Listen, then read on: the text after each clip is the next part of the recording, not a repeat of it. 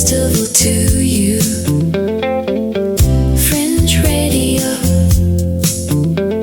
Hello again and welcome to programme 13 of our 28 daily programmes, coming to you direct from Radisson Blu Hotel in the heart of Edinburgh. And in today's show there's a magic interview with magician Kevin Quantum. Our usual walk along the Royal Mile, of course, well, it would be rude not to.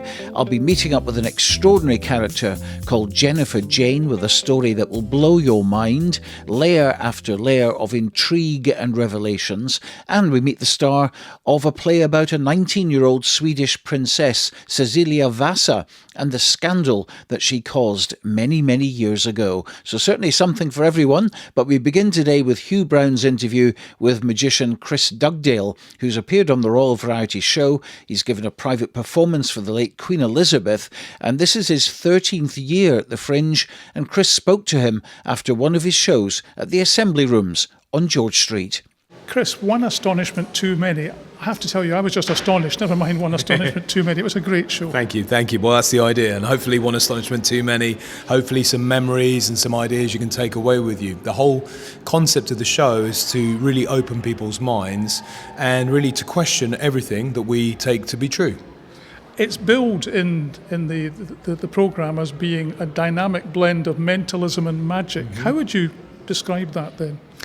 So I approach things in a very different way, and it's exactly what it says on the can. It starts off as a high-octane magic show, lots of audience involvement, and then all of a sudden it's like the switch. And the switch, it changes to a mind control act, and it follows a red line and narrative of the quite unusual things that have happened in my life.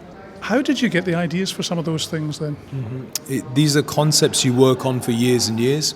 You start off with an idea, you start off with what you want to create, the feeling that you want to give the audience, and then you work backwards.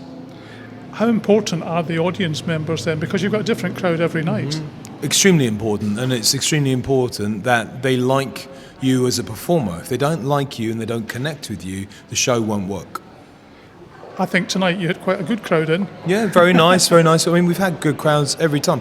I live in the United States now, but we come back every year for Edinburgh because there's nothing like this festival anywhere else in the world, particularly not America, you know. And you're sold out, in fact, so much so through to the 30th of August, you've had to add extra shows. Yeah, I think we've done 4 already. We've got 2 extra shows this weekend. The demand has been phenomenal. You don't go to your careers advisor at school and say, I want to be a magician or an illusionist or someone who does the job you do. So how did you get into it?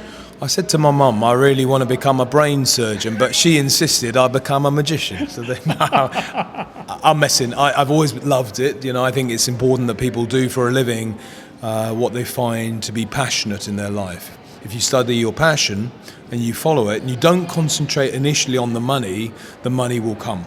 And who were your magician heroes when you were younger and growing up? Yeah, Lance Burton. He was the Vegas headliner in Las Vegas. I actually ended up purely by chance working for him in Vegas. He's my all-time favourite. He signed for $100 million up front. They gave him the cheque. There you go. They built him his own theatre. But more importantly than that, he's the nicest guy in the world. He's a really nice bloke. And let's cut to the chase. I've entertained the richest, the most famous people in the world, and I don't care about any of that. I just care, are you a kind person, yes or no? And if you can get rid of all the sort of superfluous rubbish, life is quite simple. So what makes life for you successful, if you like, as a performer? Yeah, growing as an artist, developing new routines, connecting with the audience and seeing that reaction night after night of showing them something that they just cannot believe. I always say that my best audience in the world is a billionaire who thinks they've seen everything, because they start off with the arms crossed and within a minute you know those arms are going to be uncrossed and they're going to feel like a 5-year-old. Money cannot give them that feeling anymore. So magic and mind reading can. It's the only thing that can, yeah. Magic has been around for thousands of years. It continues to evolve, presumably, and new tricks and new things come along. Yeah, I mean, every poet's a thief. We stand on the shoulders of giants. What we look to do is find material that is congruent to our authentic personality. It's all about, as an artist, trying to be who you really are on the stage, showing the best side of you and finding material that fits that personality. So when you start off, you buy hundreds of magic tricks and then you realise 90% of them don't fit you as a person, and they end up in some drawer gaining dust over decades. Does it ever go wrong in the evening? I mean, it looked as though it was going to go wrong at one point tonight, but it pulled back. The lady was actually thinking of a different number. Sure, and I always want to give people the feeling that perhaps it has gone wrong at least once or twice in the audience, in the show, because intrinsically a magic trick is not emotionally engaging to an audience. They assume the performer is going to get it right. So where it might be impressive, it might be an impressive feat, if you give the illusion that it's going wrong, very convincingly, being an actor, then all of a sudden they're engaged. They're engaged on a different level. They're on the edge of their seat and they cannot wait to see how it unfolds and how it wraps up. But people want to know how these tricks are done, don't they? That, I suppose, is the magic, because you never really reveal them, do you? You don't. The moment you do, the wonder is gone, and I'm there to give people an experience, a unique experience of wonder that perhaps is quite difficult to achieve in other parts of people's everyday life. So you don't want them to know the method, and the method really isn't that important, because it's the way you connect with those people that's important. Here at the Edinburgh Festival, there are dozens, if not hundreds, of magicians all across the city. Sure. And I mean, we had Ben Hart on the show yesterday, a fantastic guy too. Do you ever feel you're competing with other performers and magicians? Yeah, I think there's a friendly level of competition amongst us all, but we all have very different things to offer. Ben is a very different kind of artist than I am, so we all have our own unique take on it, and we all have our own audiences. I've been here 13 years, so I've got a loyal fan base that come back every year. I've got new people that come to the show. And just by being authentically yourself, you will find those people that like you as a performer. So there's enough space for everyone. Everyone finds their own audience. So to answer your question, yes, there is a friendly level of competition, but I would hope that we are gentlemanly to each other, and if you're a lady, that you behave nicely as well, Yeah. Chris, it has been fantastic. As I said, the show continues till the 30th of August. It's here in the Assembly Rooms in George Street, and presumably there are still a few tickets available. Yes, there are, especially towards the end of the run, but I do encourage anyone that's listening to this, grab it now. That's not a sales pitch. They have been selling out. So if you do want to come, don't leave it to the last minute, because you may end up being disappointed. And there's only so many extra shows I can do, because it's quite frankly very tiring. Well, the magic now, Chris, is I have to disappear, head home. Okay. But thank you very much indeed for talking to me on Fringe Radio. All the best with the run. Well, thank you very much, and thanks for coming. Chris Dugdale talking to Hugh Brown. Well, set in early 19th century Edinburgh, Edinburgh Days is a story of love, betrayal, family and ambition, driven by an original Celtic rock score. The production runs to the 30th of August at 7:30 at St Bride's Theatre. That's 10 Orwell Terrace in Edinburgh, venue 412. And we're going to play you a track from the soundtrack for you now. It's the title track called Edinburgh Days, and this will be a nice little taster for you from the musical. I wish I could see you, Jean. Just be thankful you can't, Robbie. It's been 20 years. It'll take more than a few grey hairs to spoil your looks. Well, I've got more than a few grey hairs. Can I touch you, Jean? Go on then. You've put on a wee bit of weight. So what do you expect? No, but I like it. I like it a lot. Jean, I should have been there to look after you. Well, you weren't.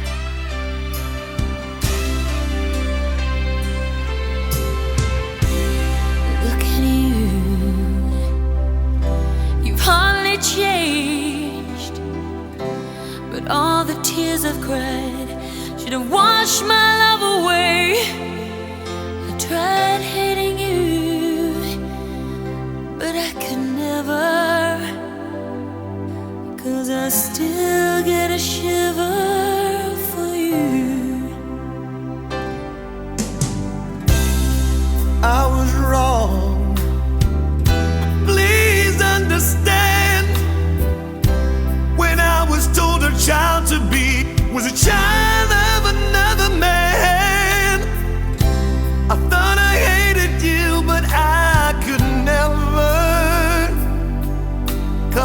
still get a shiver for you. Me, tell me you'll stay. Hold me, don't ever sail away. I can't forgive you for leaving in the first place. Just hold me the way you did in old Edinburgh days.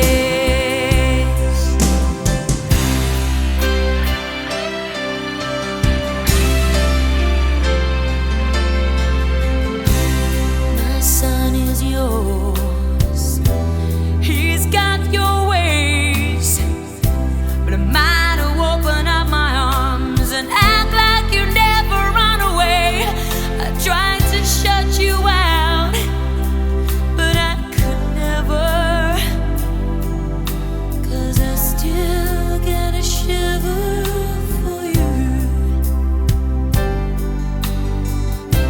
I missed you, and the baby too.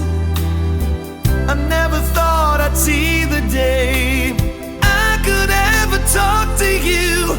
I thought I hated you forever.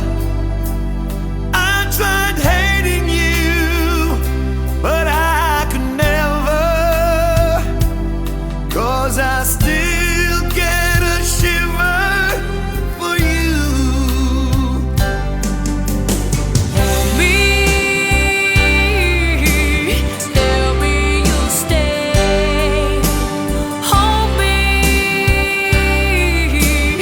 don't ever sail away. I can't forgive you for leaving in the first place. Just hold me the way you did in old Edinburgh days. Tell me to stay. Hold me. I won't ever sail away. One day you may forgive me for leaving in the first place. Just hold me the way you did in old Edinburgh days.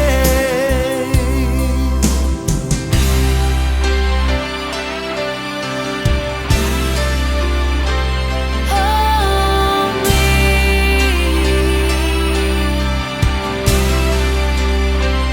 Hold me.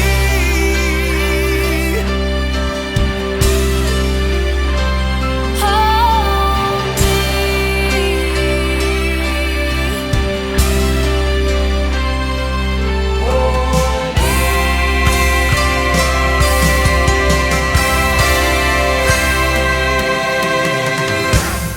Well, that's a sample of what you'll get on the Celtic rock production of Edinburgh Days featuring Brian Spence. And after the break, it's more random interviews from my daily walk on the Royal Mile. Bringing the festival to you.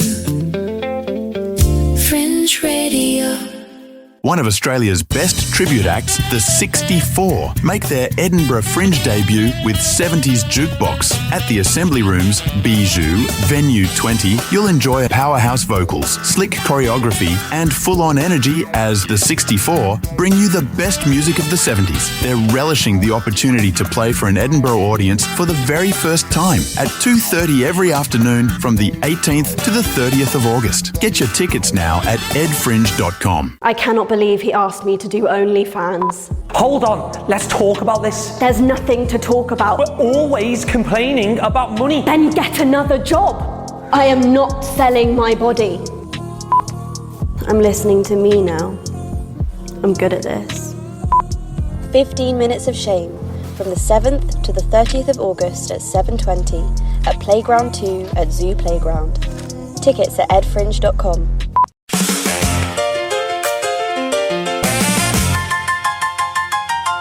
Black Blues Brothers, Let's Twist Again. Fringe favourites, the Black Blues Brothers, are back. Expect a rock and roll jukebox, a train station and lots of acrobatics.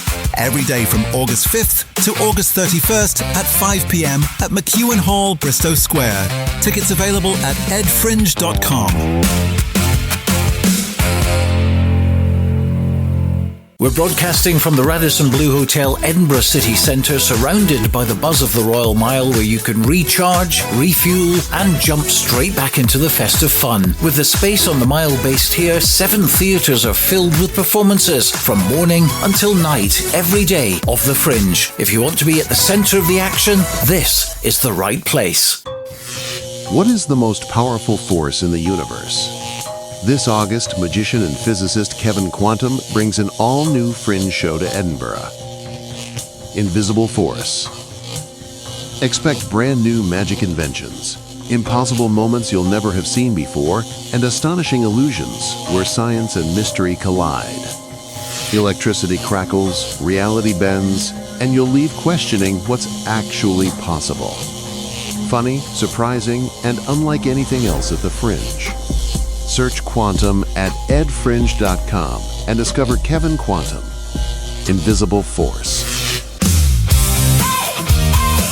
Bringing the festival to you, Fringe Radio. Another new play. This is Angel Shark, a play by Annie White. It's at the Radisson, venue 39. The space on the Mile goes on to the 28th, 1:45 every day. Another of these 1-hour plays. It says in its caption, "Truth will surface."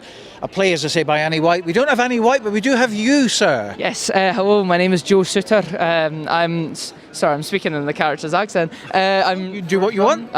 It's Fringe. I know it is, really. But we are Blue Dot Theatre Company. Our show, Angel Shark, it's a play set in Shetland at a marine conservation camp to try and conserve the lives of angel shark, who are actually an endangered species of shark.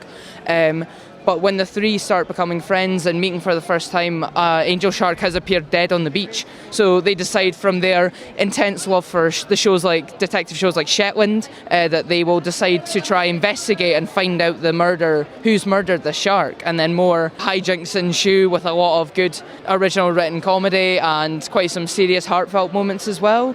It's on every even date, and we're being provided this opportunity from Edinburgh Napier University, as we are all newly graduates from the course. Well, the whole thing sounds like a feature film. Yes, oh absolutely. I'd love it if to be put on Netflix. The interesting thing is, of course, you're plastered all across the poster, yes. But no one would know who you are. It's just your eyes. Yeah, no. What's the significance of that? So the significance of it is basically you see so many posters in the Fringe of everyone's faces everywhere, and there's nothing no posters are standing out as much. So we thought we'd go in a new design that would kind of pique the interest of people and be like, oh, who are these people? I want to come see them. I want to know who they are, and get to know them better and stuff like that. Yeah, it's all about the marketing, isn't it? It's all about the marketing. Honestly, we've had Rosie Jane O'Donovan, another member of Blue Dot, be on our social medias, and she's been every day posting. So it's been very good trying to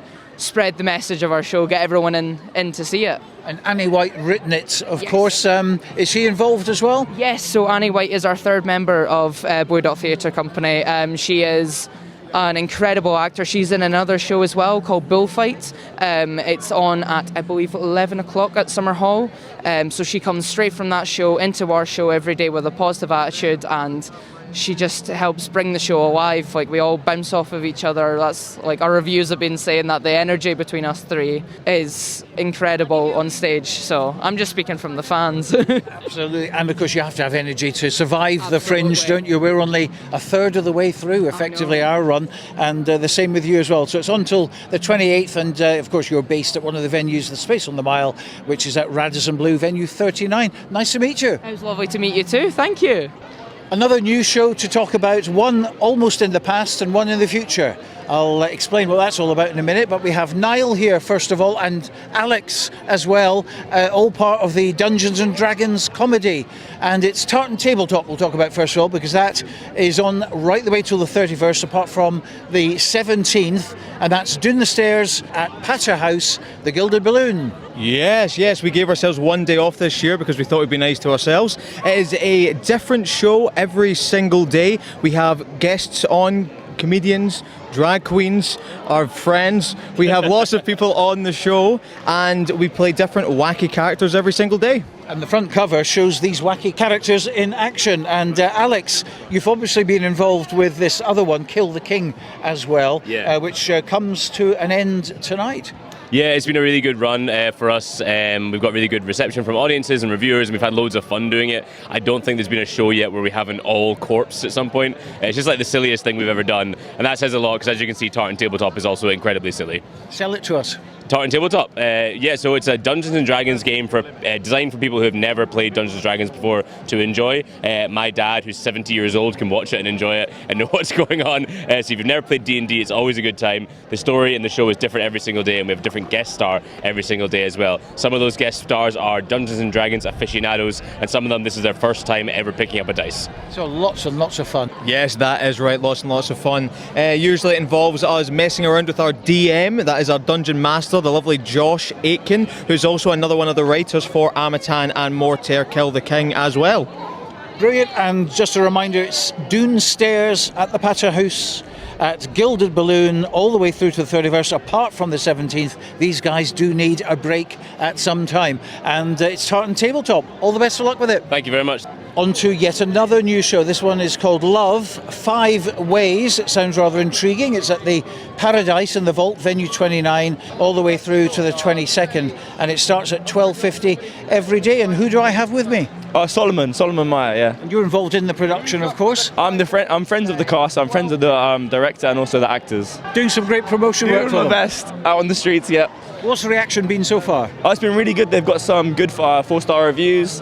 It's a show about a couple opening up their relationship to non-monogamy, and it's a pretty funny show. So it's a comedy, but it deals with all the different parts of that. And yeah, it's a great show. And how long has this been put together? Over the past year they did a few shows in London, which had really good reception, and then they've come here to Fringe, and they're super excited. They've been here for about a week, I think. Enjoying it? Yeah, fully, yeah. Is it their first Fringe? Yeah, first Fringe. There's only 2 people in the cast, so they each take 5 characters, which is really, really fun to watch. So Freya's playing 5 of the characters, and Lewis is playing the other 5. And what's the audience reaction been? I mean, lots of laughs. It's definitely they catch you off guard with the transitions between the characters. I think it's really great. You've got an eclectic group of different characters all put together. There's been some tears as well. It's a bit of a roller coaster, but it's a great show. Yeah, it's 45 minutes. All the shows have to have a bit of a tear. Yeah, I think so. You want to laugh and you want to feel something as well. Yeah, it's good to have So it's venue 29, 12:50 every day to the 22nd, apart from the 16th, and it's called Love, open brackets, 5 ways, close brackets. Thank you very much for talking to us. Thank you very much. More from the Royal Mile later with Hugh Brown this time, who also popped along to the Royal Mile this morning. Now, Durango Blue visited the Fringe Radio studios on Friday to chat with Stuart MacFarlane about their gigs this weekend at the Ukrainian Community Centre. Ryan and Paul from the duo are performing fresh new material this year, and the pair have been collaborating for almost 10 years and have honed their craft as an excellent American roots blues duo. Paul, I'll start with you. How long have you known each other? It'll be 10 years next year, yeah. I was running a gig in Hawick, and at the same time I was playing in a kind of folky duo with a singer, and we did an opening for, it might have been Korean Polowitz possibly, and Ryan was playing a short set, and I said, you should come along to my gig in Hawick. It's ideal for you. And for quite a while he didn't, because he was involved in renovating a house, and then he did a set, and I said, the songs are great. If you need a guitar player, I'm your man. And that's how I drew him in, and he hasn't been able to escape. But it looks as if it's quite a successful partnership, Ryan. You're playing 2 gigs this coming weekend at the Fringe. Tell us a little bit more. Yeah, we've just got the 2 at the Ukrainian club, Saturday, Sunday. We were there last year as well, did a couple, so it went fine, and this will hopefully go fine as well. And you've made it into the programme this year because last year you appeared at the Fringe, but it was quite last minute for you. We still did okay though, considering we weren't in the main programme. We had an audience both days, so I'll take the win for that. Now, in terms of the performers at the Fringe, you are relatively local because you're only about an hour and a half away from Edinburgh, so you don't have the worries over accommodation and the cost of accommodation. You can bring all your gear. You've got the 2 days on the 15th and 16th, Ryan mentioned, at the Ukraine Club. It makes it a little bit more straightforward than perhaps other acts. From an economic standpoint, definitely. But also from a logistical standpoint, we don't need.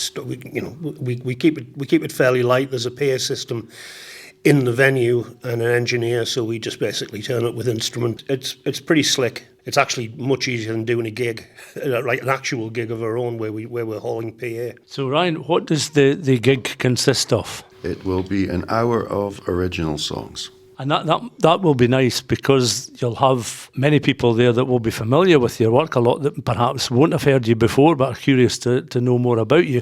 So if it is original material, it's nice for you to play something new and nice for people that have heard you before hear something new and fresh.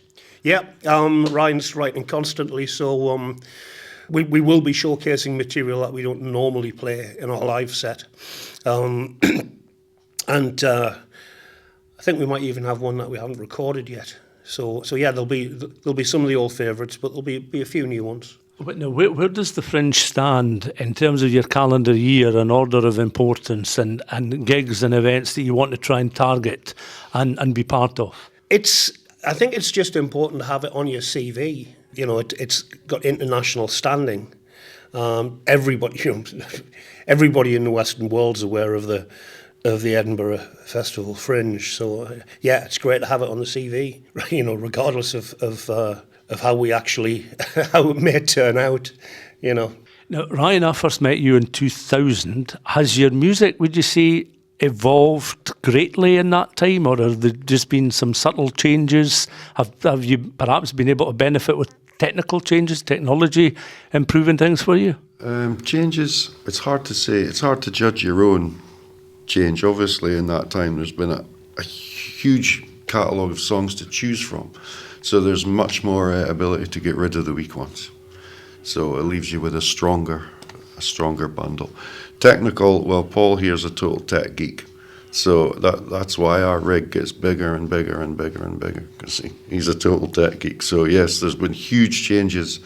Nothing to do with the time since I met you, but just since Paul came along. Doesn't make me a bad person. No, not necessarily. And I want to ask you as well about what lies in store for the future, because clearly you enjoy performing to a live audience, you enjoy recording in the studio, You've got a lot of quality behind you. What are your goals and aspirations then for the coming years? We're talking with the management at the moment, and hopefully via that we're hoping to sign with a booking agency, and that will just make life really a lot easier in terms of playing live, because the scene for original material is shrinking at an alarming rate, and certainly at a local level. If you're not in a tribute band or playing covers, gigs are difficult and they're poorly paid and they're a bit of a waste of time. So hopefully we're going to get onto just get onto bigger and better stages. We've done most of the major festivals in Scotland and quite a few in England. So just hopefully that will get us just onto the bigger stages, and we have no illusions about stardom. We're fat and old, so we're certainly not pretty enough. But Ryan's writing is certainly ideal for syncing with movies, ads, TV. So that could be another avenue, unless of course it gets completely hijacked by AI, which it might do. It's interesting that there is talk of AI and there's increasing talk of AI and its impact on the music industry. I mean, is that something that you've found to already be quite a minefield that you've had to work hard to try and dodge? It's not really affected me and doesn't really concern me. Maybe Paul has a bit more concern about where that's going than I do, but I don't know. It's good. Some AI music can be really good, but it's going to be a long time before it's out there performing live, you know. So yeah, that's the one thing it can't do. So live work's not, I just don't see it being an issue in regard to live work. And I would still make music anyway, because we like making music. We like the music that we make together. So, and it's good for mental health. It's good for the soul. So it's a kind of thing we would keep doing regardless. Super. Well, guys, thank you very much for popping into the studio, and we wish you all the best.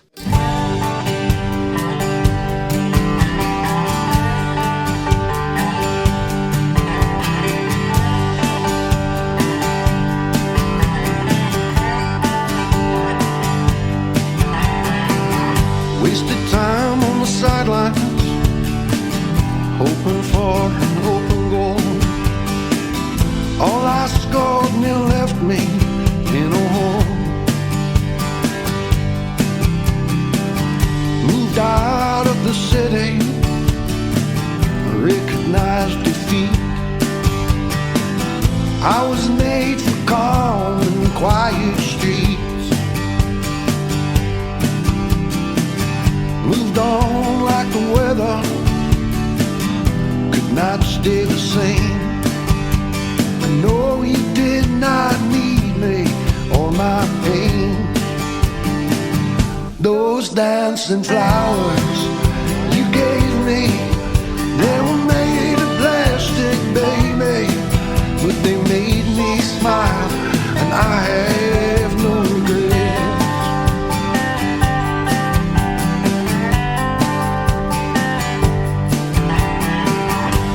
The years roll by now,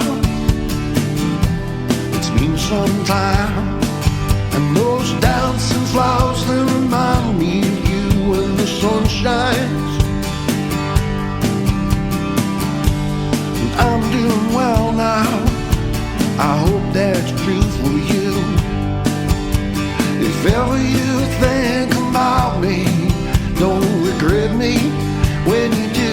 Those dancing flowers you gave me, they were made of plastic, baby, but they still make me smile, and I have no regrets. Oh, they still make me smile, and I have no regrets.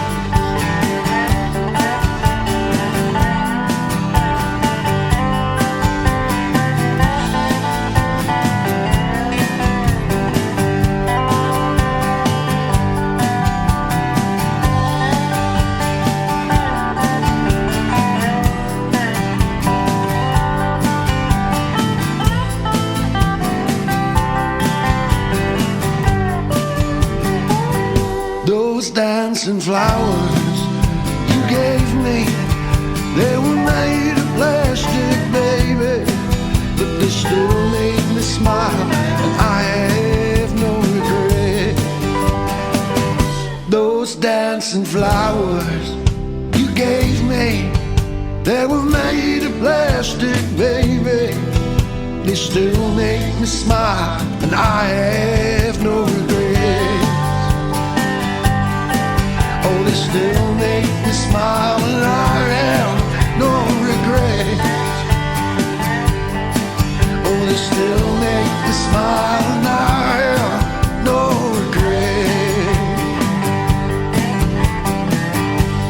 Calm Quick Streets, the name of that, by Durango Blue. And before that, you heard them talk with Stuart McFarlane, and their only two gigs were this weekend at the Ukrainian Community Centre. Now, you won't want to miss this next interview. Quite extraordinary lady called Jennifer Jane with a quite extraordinary tale to tell. Bringing the festival to you. Fringe Radio. Well, one of the most talked about shows at the Fringe is Happy Tea, the new show by my next guest, who is Jennifer Jane. Welcome to the programme. Thank you very much. Lovely to be here. You've got this show called Happy Tea. Give me the story, because it is intriguing to say the least. Oh, thank you. So essentially, Happy Tea is about my ex-boyfriend and I. It follows a story that was also featured in a documentary, and it's about when he was injured by an electric bear in Montana, and essentially it is our whole story with his rehabilitation and getting back to life, and me essentially being thrown in the deep end as a caregiver to major injury. And I know that doesn't sound immediately hilarious. However, I think anybody who's dealt with being just out of their comfort zone and in a completely different place, and then navigating through that, it is just so much learning and pitfalls and climbing out the other side, and it is essentially all about that journey. And it's called Happy Tea because I feel like tea is very supportive. So, when you're really sad, you obviously have sad tea, but you all like work on stuff together. During this time, I was having a lot of crazy tea because I just didn't know what was happening. But ultimately, it's a happy tea story because he recovered amazingly well. And it's a really lovely, uplifting story, even though it does get some pretty dark humour in there at times, I would say. Right, well, we have to recap straight away. People will be listening, what is an electric bear? Yes, so I learned about what an electric bear was, obviously when he was injured. I think we all did. We had no idea that this could even happen. So essentially there were a mountain in Montana. Oddly, the mountain is called Electric Peak. Totally unrelated to the bear, but genuinely is called Electric Peak. He was about halfway up that mountain and he just saw this dead bear and he was intrigued by it and he went to check it out, never having seen a bear up close. And unfortunately, part of that bear was touching a main underground power line that had been rusting out over decades because nobody knew it was there. And so then he had mainline electricity essentially go into him and out of him, which caused all the injuries.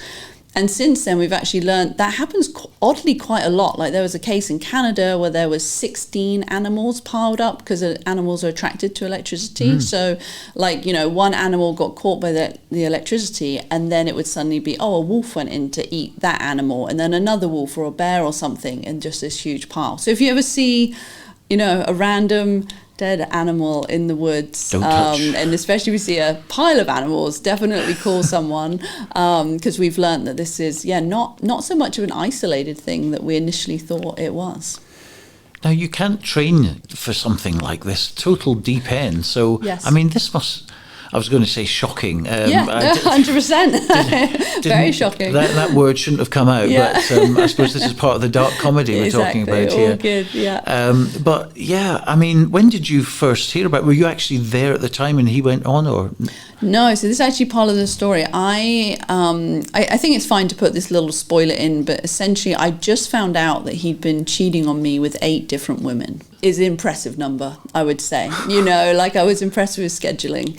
And I had just left Montana and I'd flown back to the UK, and it was about a week later I got a call from his family letting me know, and I flew back. And then once I saw the absolute devastation, I decided to be his caregiver, and we honestly built a pretty cool friendship over a number of years as I was his caregiver. And during that time I filmed him, and then that got picked up by a major production company and turned into a feature-length documentary about his recovery. And this is the one on Amazon? Yes. I mean, the whole story then, I'm amazed already. I mean, quite extraordinary. How do you go from that to taking it on stage? Were you into comedy beforehand? Yeah, so I was definitely into comedy. It was one of those things I'd always wanted to do, but honestly never had the guts to do.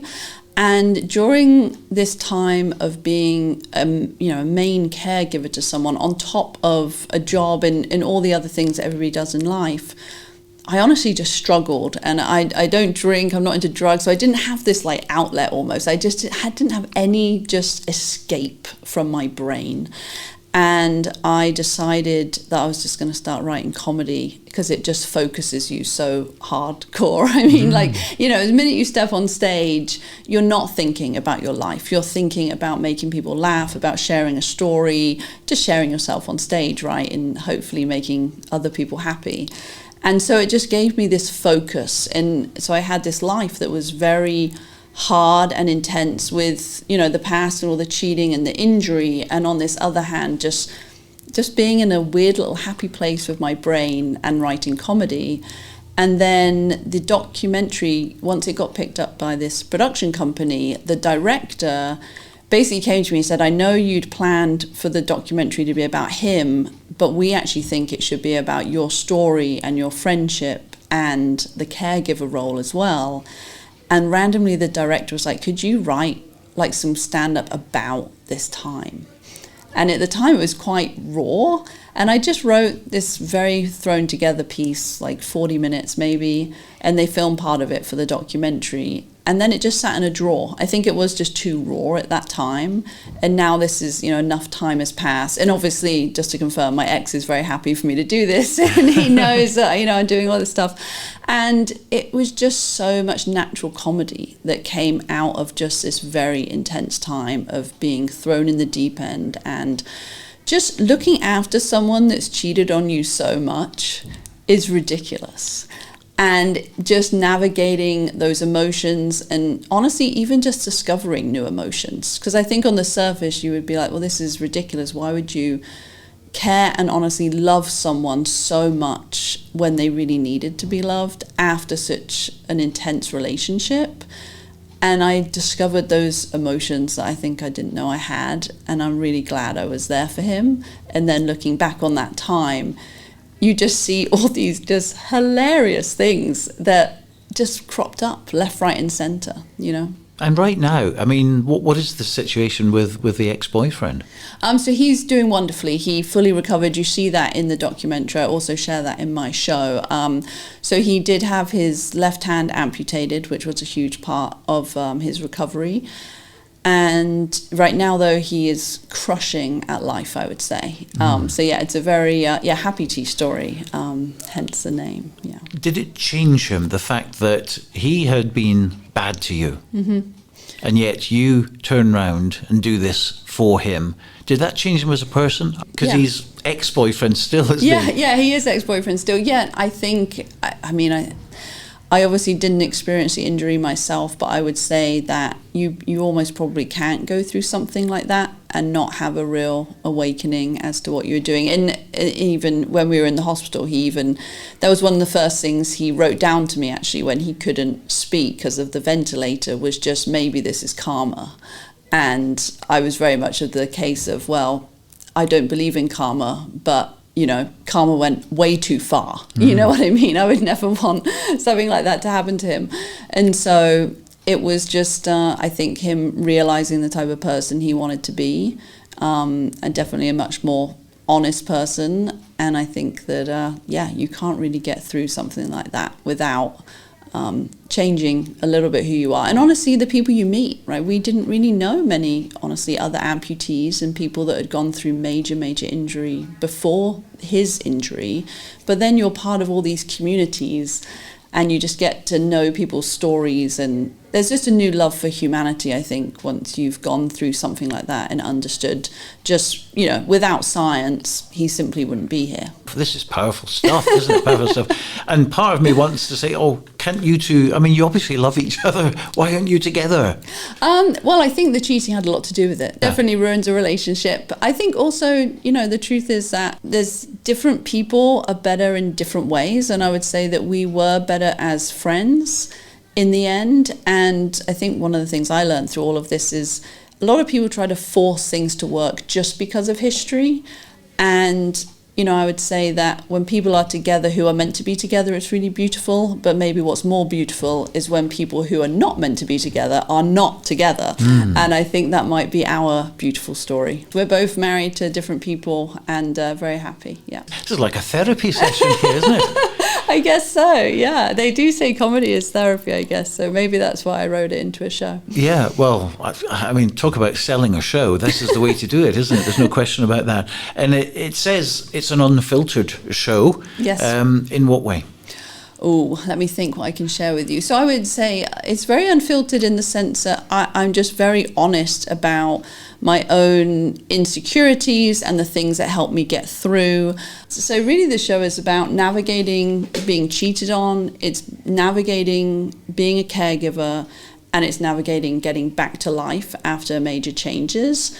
And I do think that one of the reasons I wanted to share the show is I've met so many people that have seen the documentary, and they talk to me about how things that other people have done to them have really defined them, and they have now have this just horrendous self-esteem, or feel like they can't move on, or feel like they're not good enough to maybe try a new career, or whatever it is they want to do with their life.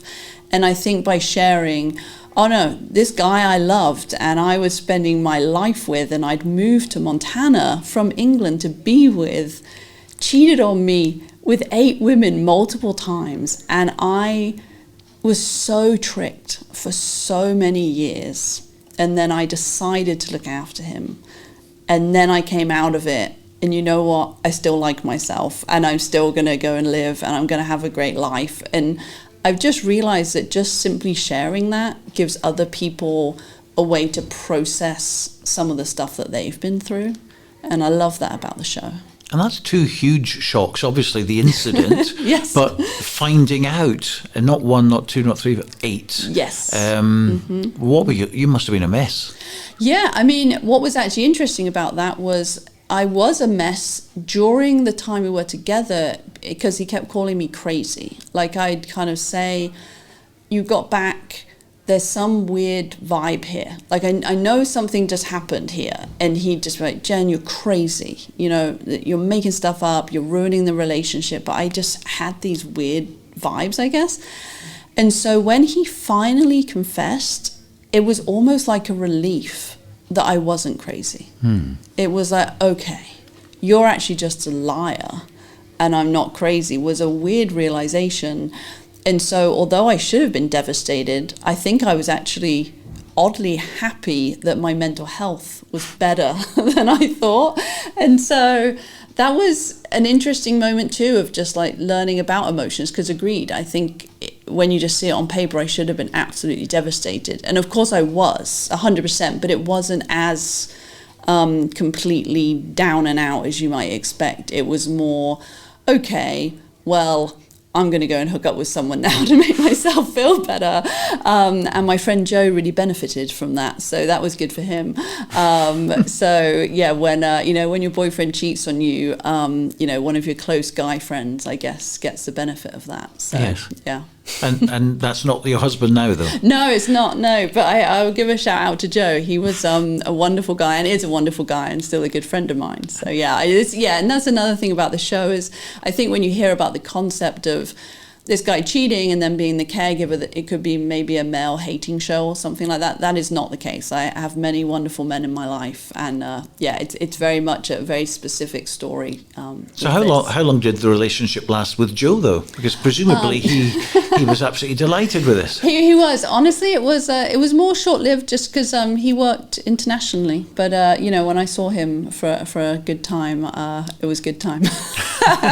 And what about anger? What from a scale to 1 to 10, when you first found out, did you absolutely hit the roof? Yeah, I mean, think about that. So the first time I was just sad, I think. And I was sad, but also happy because of learning the truth and not thinking I was crazy. So it was, I'm just trying to remember that exact moment, because I'd basically been begging him for me to tell me the truth for ages, like for years. But because it was always framed that I was the crazy one, I did genuinely think I was crazy and that I was just ruining my relationship. And I think the most shocking actually was I had gone to one of his family members and kind of said to them, you guys are all amazing and I know I'm ruining this. Like, I know I'm ruining it. Help me get this stuff out my head where I'm just so confident he's cheating on me with no evidence. And then their family member was so lovely to me and told me how they definitely wouldn't be cheating on me and stuff. And I felt so happy and set. And then I later found out that family member totally knew. And that was one of the people that was helping him trick me and just run rings around me. And I think I was honestly more annoyed about that, only because I feel that if somebody I knew was doing that, I'd be like, you got 3 days.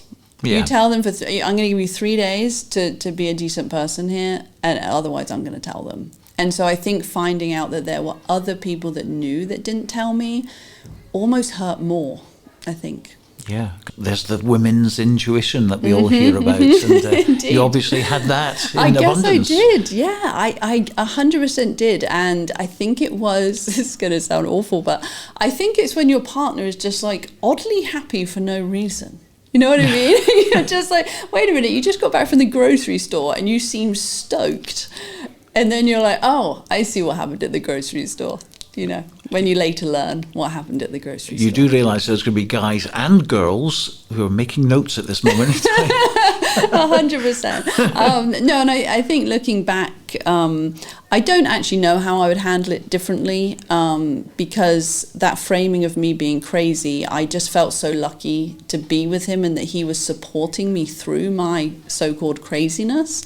So I don't actually know how I would even advise people to handle that, but I would just say is maybe talk to more people, because I think I didn't because I was embarrassed, and I'd say you know, talk to more people about it if you have something really that is just you can't shake off. Well, this crazy woman is now on stage, so this is a new career for you. Yes. What were you doing before the comedy? So I actually, you know, comedy is honestly more of a side project for me right now. It's part of my job. So I work in marketing. My brother and I started a food company in the United States in 2020, which I actually find quite funny because it's like we're English people that are not known for food, and we had the audacity to start a food company in the United States. So that's a bold move. Yes, it is a bold move. So that's what we do. So we full-time essentially make better for you ready meals that we sell throughout the United States. The company is called Proper Good, which is very English. And yes, that's what I do, you know, a lot of the time. So it's kind of proper good during the day, comedy by night. And I like that combo, but I do hope that comedy becomes more part of my life in terms of work, for sure. And what better place than the Edinburgh Fringe? I mean, exactly. you must be loving this. I do. You know what I love the most is just all the people. It's just so random, isn't it? It's just this awesome mix of odd things, and you see these shows and you're like, what is going on here? And obviously everybody has different tastes, and you have no idea what you're going to expect, and yeah, the vibe is great. And what about the audiences so far? I mean, where have they found out about you? That is a great question. I don't know exactly where they found out about me, but I do have posters all around. I have my wonderful PR guy, Paul, who you know. Paul Sullivan, yes, let's name check him. Yes, exactly, Paul Sullivan. He's been wonderful. Not only good at PR, but just a delightful man to hang out with. Yeah. So that's been one of my main things. So Stuart Laws is my director. Stuart is a very popular comedian that loads of people know, and he has been also wonderful. Been working with me on the show and letting people know about the show as well. So Stuart and Paul have been my two guys who have been helping me get my guardian angels, trying to get my show out there.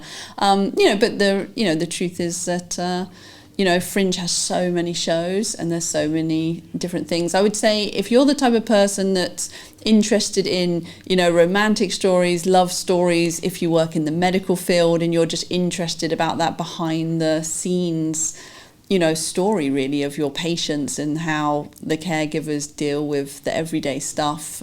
Because for the longest time I was doing about 4 hours of wound care for him at home once we'd been let out of the hospital and things after months. And so you are just suddenly almost like this little medical staff member with no training at home.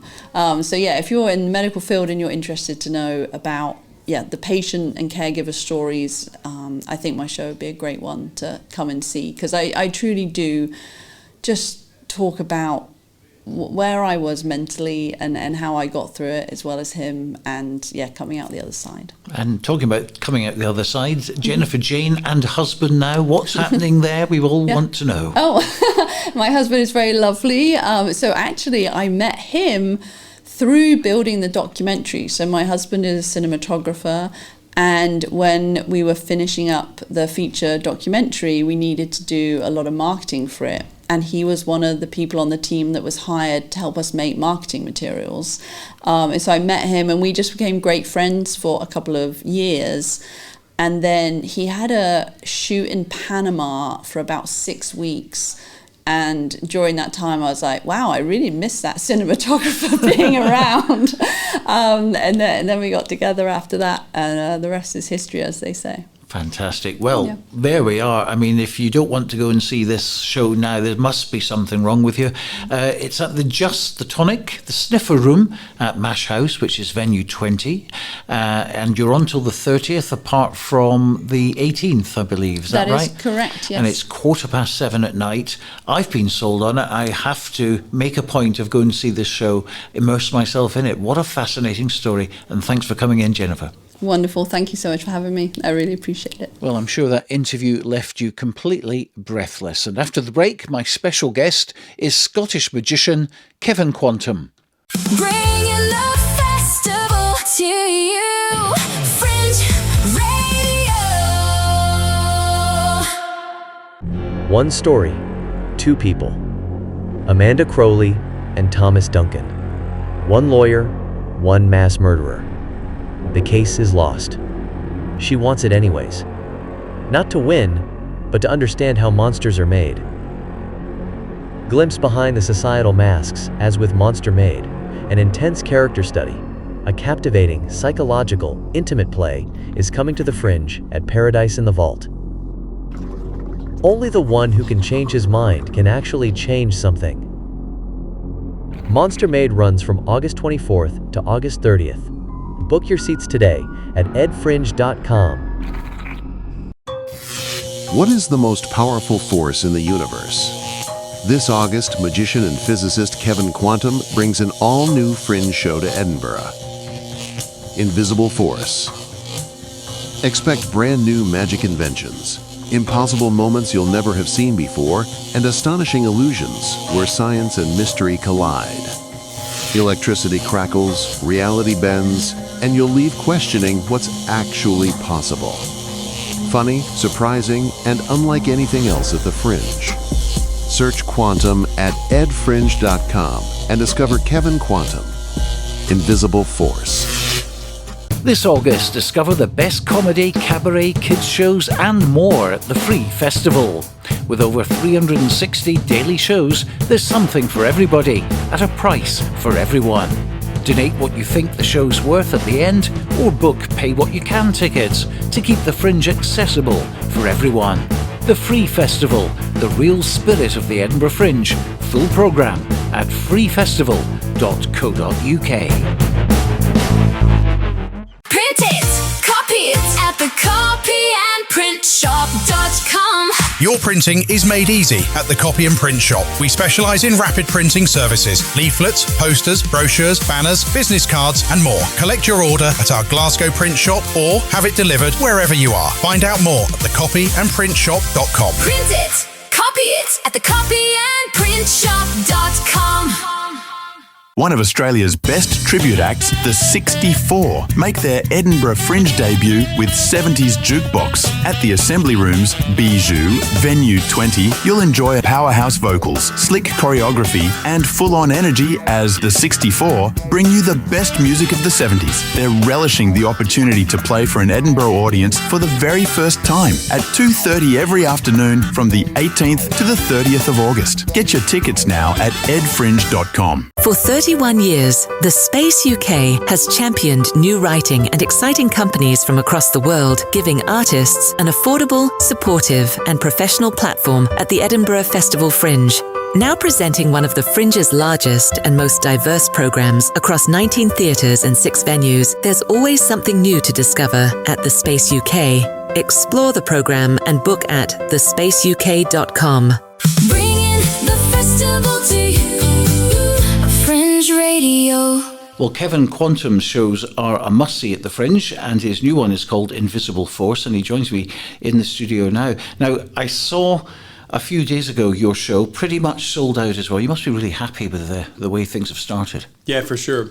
Fringe is always an unpredictable beast at the best of times, and this is a show which is hard. It's hard to tell it's a magic show. You know, I think like this is one of the things that I've noticed. One of the things that happens in Fringe that people are making it super clear, you know, commercially for what kind of show people are going to go and see. So yeah, I'm really happy. It's a unique show. I think the magic in it is incredibly unique, which is always a challenge because most magicians don't do that. They will do magic, almost like you're reciting a play or something. They take material that's been done by others. I would say 90% of this is entirely unique to me, and the other 10% is an old Paul Daniels trick, which took me years to learn, so I don't feel too bad about that. Yeah, it's a challenging show. Really, it took me a lot of effort to write this one than it has in other years.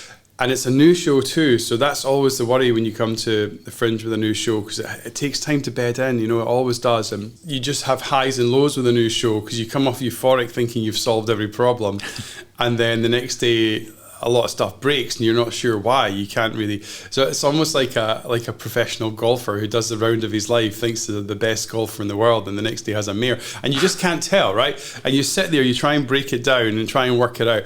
But that's what the first week feels like. It feels like from an audience perspective, all of the tricks will work. Everything will look, the amazement level and factor will be there, but there is tonal shifts and variances from my point of view that need fixed. From an audience numbers point of view, yeah, it's very well received. I've got people coming up to me that have seen me for years, decades. Sometimes they've maybe, when I was doing magic at weddings and parties, they booked me for their wedding like 15 years ago, and now they come with their children that are taller than me. It's like it's really lovely to see. There's such a buzz in the back room. I'm with two guys. Mark Steele is a comic up from London who's hilarious. And then Reginald D. Hunter, who's a bit of a Fringe legend too, and never met him before. Such a wonderful, warm guy, very funny. And then next week, I'm really looking forward to sharing the dressing room with Jack D. Never met him before. I've been really lucky over the years. I met Ross Noble, spent a bit of time with him last year, who's always been a hero of mine. And Jack D is another one of those comedy legends that you just learn from when you spend time with. So that's my sort of personal side. I guess from the audience side, they've been seeing a show with a lot of laughs this year, a bit of silliness. There's some visual gags that are just silly and stupid, mainly for me. There's a lot of really lovely audience participation moments and moments of real mystery. And then there's a bit of wonder as well at the end of the show. It's not a sort of high energy box illusion, sawing in half, or flaming cannonballs that I'm known for. It's more of a sort of a tone of just Right. Yeah. And what about the name Quantum? Because that's something you did actually address in the show, which I'd never known before. Where did that come from? Yeah, that's good. I mean, there was a show I wrote probably about 11 years ago, and I was Kevin McMahon at the time, and it was called Quantum Magic.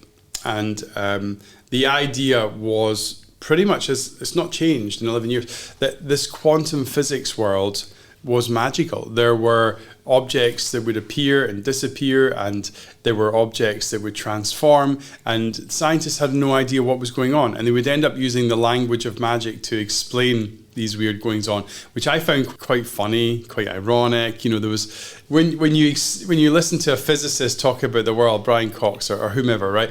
You always expect them just to have this global understanding of everything that's going on, but really fun. If you ask them a question like, what is energy? What is a particle? Why do they do? No one knows, right? We have no idea what the motivation is, what these things are made of, why they do what. It's a complete mystery, right? So the only language we have to explain these goings on is that of magic, right? Because that's where mystery lives in our world, so if we use arts as a sort of lens to look through the world, to observe it, to analyze it, mystery, I was going to say it has like this grip on mystery. It doesn't have its grip on mystery, but it's mystery in its purest form, let's just say. It sort of acts to try and find that emotional response that you would have to something that you just can't explain.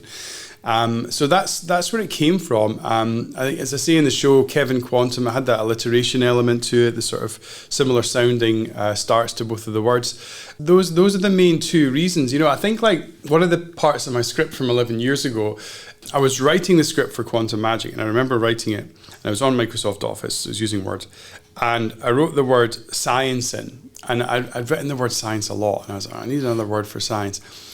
And if you right click on it, you get this list of synonyms, right? All the words that are similar. But right at the bottom, there's the opposite words. Is it antonym? Is that what they call it? I can't remember now. Or autonym. It might be autonym. I think one of those. Anyway, it's the opposing word, right? The opposite word for science was magic, right? And I was like, that's really interesting. I thought that was quite a lovely little discovery. But if you repeat the process and you go from magic back to science, you don't get the opposite from magic isn't science, right? So you can go on a little word trail if you want. But that sort of stoked a whole whole show, really, that one little revelation. And there were lots of goings on in that show. We did some work with the Love Heart. There's a finale that we have these little, they almost look like eclipse glasses, really, that we use, which is ironic, that we use for the Fringe. Wow, I should have reached out to my PR about that, actually. There was a good link there. No, too slow, too off the ball. That's when I started playing with some of those ideas, actually. So, yeah, because we do diffraction, which you could say there's some elements of quantum physics in the diffraction. The way the glasses work use really cool physics at a very small level, maybe not quantum, but not far off. There's stuff with high-pitched noise, and it really ties into this tiny world. A lot of it does anyway, and I upscale it, and then there's humorous moments where I might just do experiments with people and claim it's quantum physics because it's just so silly.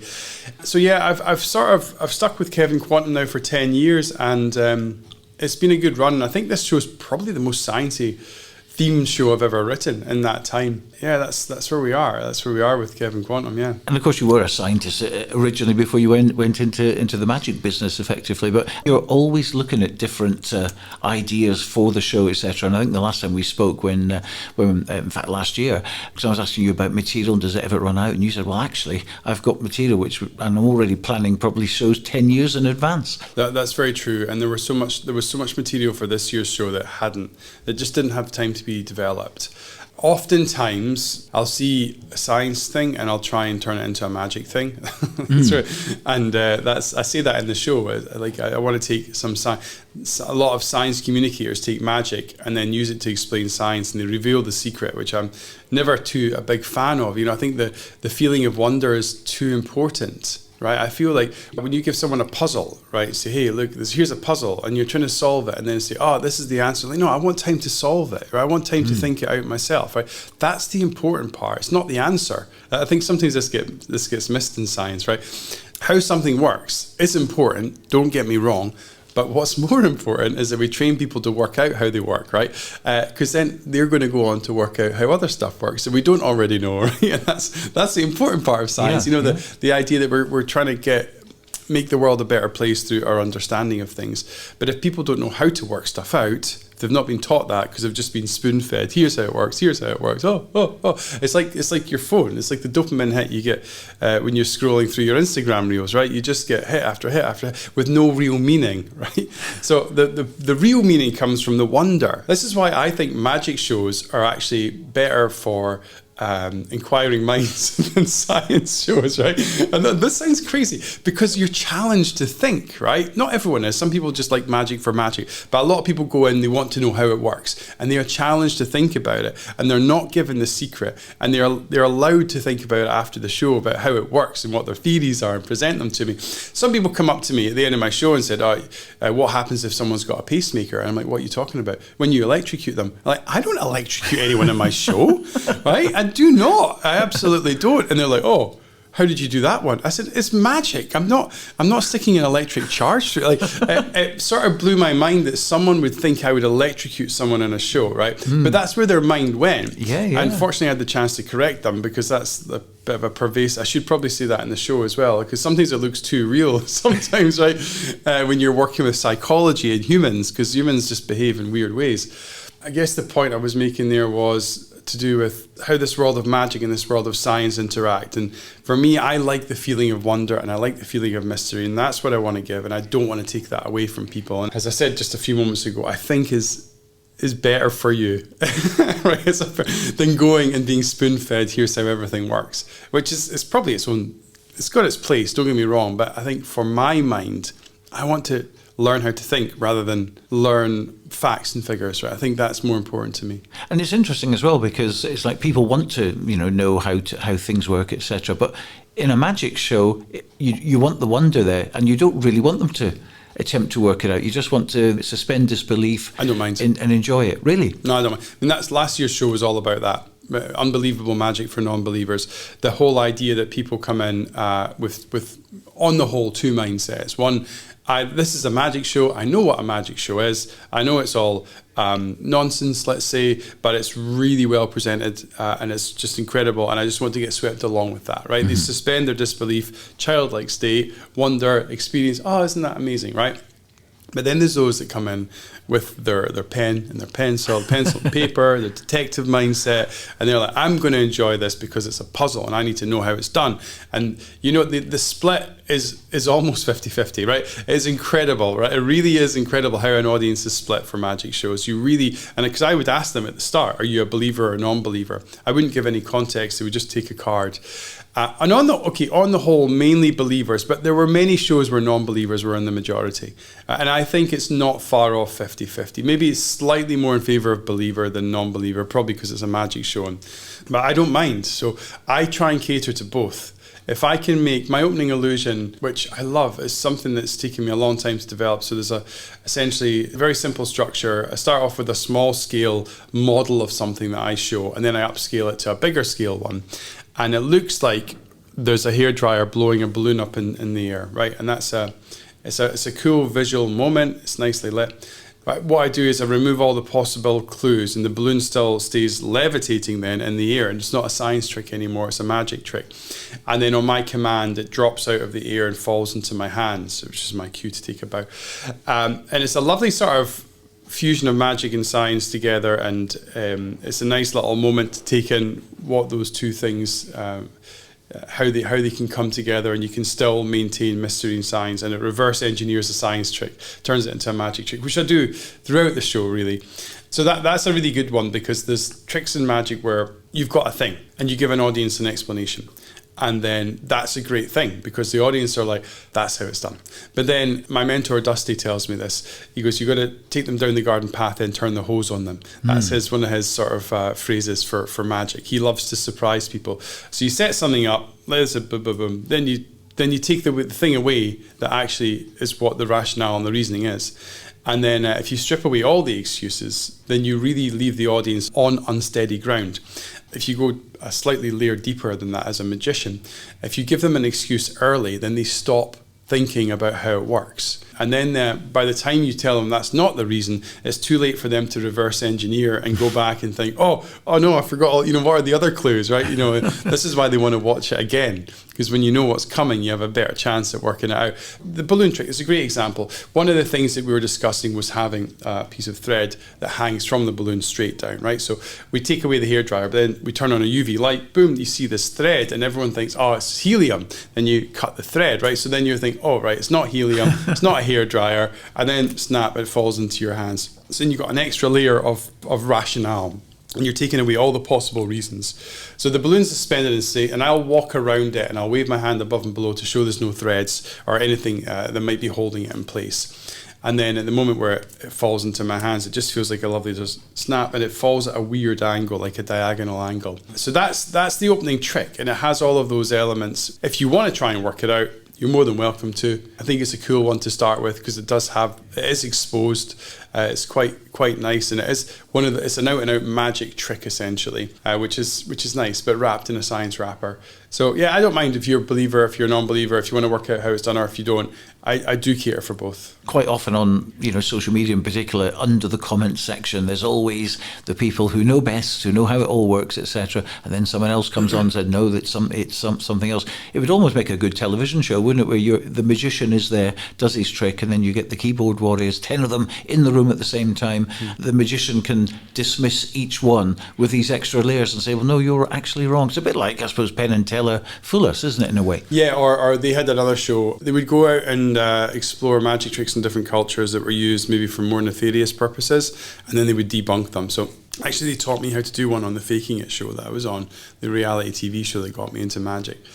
I guess it probably would be an interesting format. I wouldn't be able to debunk. The only thing that springs to mind is there will always be, if you have 10,000, someone will work it out, right? Mm-hmm. The odds are not in your favour. It's very hard to sort of have something that's completely infallible, and that's fine too. I do my best to be a better creator than you are a detective, let's just say, right? That's the job, and it takes me, let's say, thousands of hours to make something, and it takes you seconds to try and put a theory to it, and I have to try and solve all the potential problems in advance. And like if we just talk about it logically, or we strip it back for a second, right?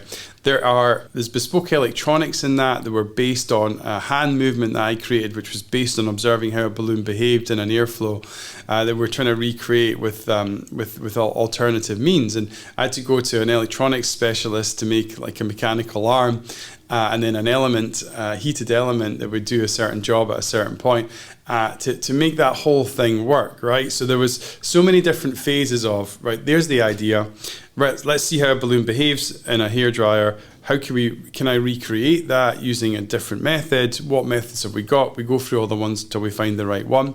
Then, and I'm on stage, I can't recreate it. So I always try and recreate something physically, because like our bodies are really quite amazing. So in many ways, you can make something with gaffer tape and cardboard, shaking something or moving something around. You can do that yourself, because we're quite good at that. And then once you've solved out what you want to do that yourself, so just say, for example, I want that cup to move there, then there. So what I'm doing for the people in the radio, I'm lifting a coffee cup up off the table. I'm moving it maybe about 20 centimeters, moving it 20 centimeters through the air to the left, then dropping it back down again. So it's making the shape of a goalpost, right? I know I want to do that. I can roughly feel how heavy the cup is when I lift it. I know how long I want it to stop at that point, how long I want it to stop at that point, how long I want it to stop when it hits the table. And I know how fast it wants to go. So in that instance, if I wanted that to happen, I wanted to fool you, and I knew you were sitting over there, I'd have probably a mechanical arm, and I'd probably put a black sheet behind it. That mechanical arm would stick into the coffee cup, and then I would lift it up, I would bring it across, I would put it back down again. But because the mechanical arm was hidden by the curtain and by the position that you're sitting at, I would have the advantage over you in that instance. But then we'd be trying to think, well, there's a curtain there. How do we make that curtain behave normally, right? Because the mechanical arm has to pass through it. What are our solutions to make that curtain look like it's not doing anything, right? Do we need a curtain? Can we just make that really, really, really, really black? And if we make that black, what's the contrast level that we need for your human? So there's a whole bunch of stuff that you go through, even for like the most elementary, or what seems like a really elementary trick. And I guess when I talk to you about these tricks being my own, and that 90% of it is unique magic, that's kind of what I mean by that. That balloon trick didn't exist until I came up with the methods to make it work and look good. And then the trick at the start were the high-pitched noises. Let's talk about that. Did that work? Did you hear the high-pitched noise at the end? At the end, yeah. I didn't hear it. See, my ears aren't. I was in a rock band when I was younger, so I don't hear it. So we mess around with high-pitched noises, and those influence what the audience behaviour is. Again, that's a completely new concept, right? No one's done this before, and we could, in previous shows, we've not revealed the method. We've just kept it as right, snap my fingers, half the room stands up. Why did that happen, right? But the consensus was we're leaving half the audience behind who don't know why the other half of the room seemed to be hypnotised, right? They don't understand why that's happened. So it felt like the right thing to expose that one, why that one worked. To iron out all of the theatrical issues with that, to turn that into a game, to use what we call time misdirection in the magic world, to space out the initial instruction from the end instruction, to make sure that the noise wasn't drowned out with certain speaker systems, to make it into a pulse, right? How many pulses before they get bored of it, right? All of this sort of stuff. And then using the joke at the end to use it as like a motivation for a standing ovation, which is a bit cheeky, but I think it's probably one of the most cynical standing ovations you can ever do. But it's so open and honest that it's still, I don't think the audience begrudge it too much, because it's quite clever. I think it's quite a clever motivation, so I don't mind it. But all this is new. And it takes a long time to sit with the idea, to try and fill all the gaps in and make it work. I'm not saying it doesn't take a dancer or a circus act a long time to learn to do a move. With magic, the methods are more hidden, right? So with a circus performer, you can see the body contort and shape and lift off the ground. You know how they're doing the trick. With magic, all of that's like hidden. Sad for me as a scientist, because there's so much cool stuff behind that curtain, and there's a whole bunch of interesting things going on. But yeah, sadly, a lot of the time you have to keep that mechanism hidden and just sort of talk about it from a very zoomed out point of view. And it was interesting, because we had Ben Hart on the programme a couple of days ago, and his show is actually done in the round. Now, that won't suit everyone.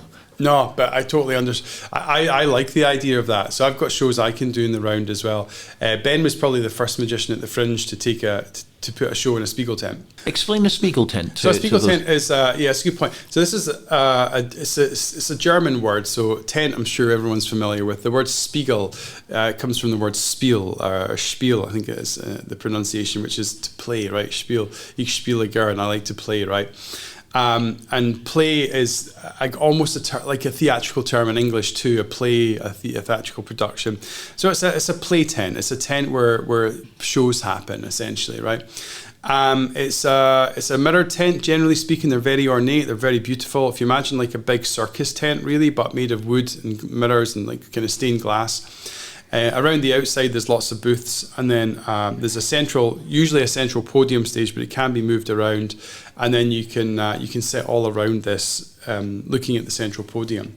So that's essentially how it works. It's very intimate, which is why it works so well for magic. So even though Ben's venue is bigger than mine, some of the audience are further away from the stage in my show than they are for Ben's, right?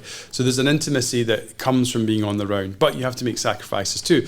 It'd be very hard for me to do some of the tricks that I've come up with without like a standard proscenium black box end-on style theatre, right? I kind of need that for this particular show. That said, when I've done Spiegel tent shows in the past, we just set it up like an end-on.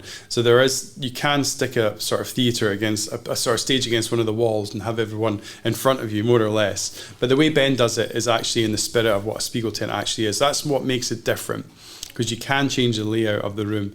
So yeah, it's a cool environment to perform magic and very intimate, and Ben's shows are always great as well. Well, just finally, before we wrap up here, we're talking about Ben and Colin Cloud, obviously, and one of my favourites is Charlie Caper, who I love. And Charlie and Ben always share a house when they come and do the Fringe, etc. What is interesting is the fact that, of course, again, when you get loads of magicians together, I mean, what goes on between you sharing ideas and things? It must be great fun. Yesterday afternoon we had like a little magician's picnic. So I organised just a get together with some magician friends, and it was down in Inverleith Park. Yeah, it's really good because like well, first of all, you'll share shows that you've liked and what you've gone to see and things like that. I've not done much. When you do a new show, your time is almost entirely taken up by ironing out the creases in the show and trying to smooth things over. But eventually you find yourself with some time. You're like, okay, what's going on? So we had like, who was there? Richard Wiseman came down. Some of the younger magicians, the Insane Magic Boys, came along. We talk about shows that we like. We talk about, there's a bit of bitching, definitely. Not as much as probably on the comedy side, I would say. Oh, you'd be surprised. Really? Yeah, there's like, there's things that go on behind the scenes that you really, in the magic world, let's say the small magic segment, and it's usually policed internally, let's just say, when someone steps out of line. And like this year's dominated by, I can't really say any names, but this feels like there's someone who's sort of taken liberties with a few things, and it's sort of, there was a bit of discussion about that. It's like pinching others' tricks sort of thing for other people. That no, sort of thing? More it's not that. More definitely theft. Oh, right. Or at least what appears to be theft, but not of tricks, of other things, and then actually conjuring up of things that didn't exist, which feels like a real magician thing to do. But there's honest ways of doing it, and there's non-honest ways of doing it. So there's a bit of chat about that, and then just sort of like the sort of chat behind the scenes. How are your numbers? What's it looking like? What's working for you? What's not working for you? And the sort of businessy chat of Fringe as well.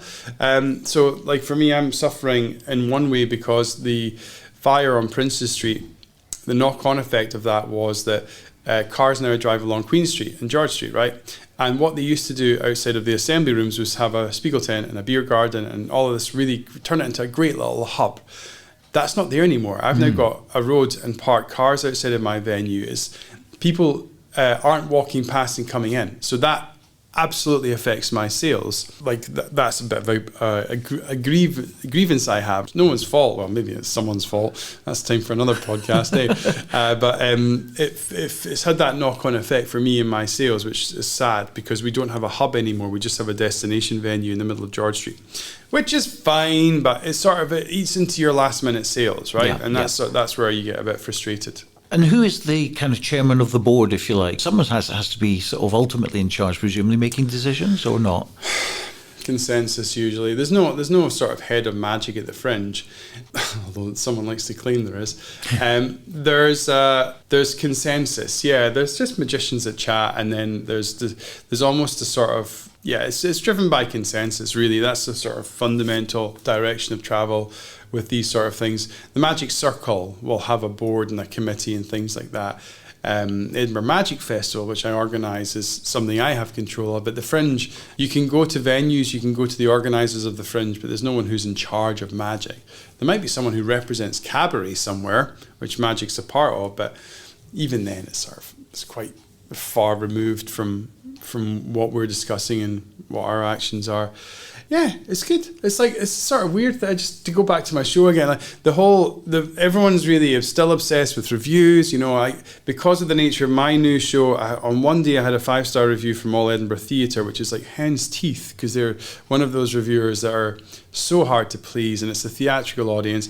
And then the next day, I have a 3-star review. I understand how it happened because of the ebbs and flow and the energy flow and some of the sort of weird things around it, but they still affect you, and you're like, oh man, it reads well, but it's like I can see why. And it actually raised an interesting point with the energy flow in my show in a sort of, in a slightly mean way, in an untruthful way, but it still revealed a truth to me that I was able to fix. And so we'll talk about those things as well. And that's how it goes. It's so last year I did a show that I'd already done 40 times on tour around, so it landed really quickly and really well.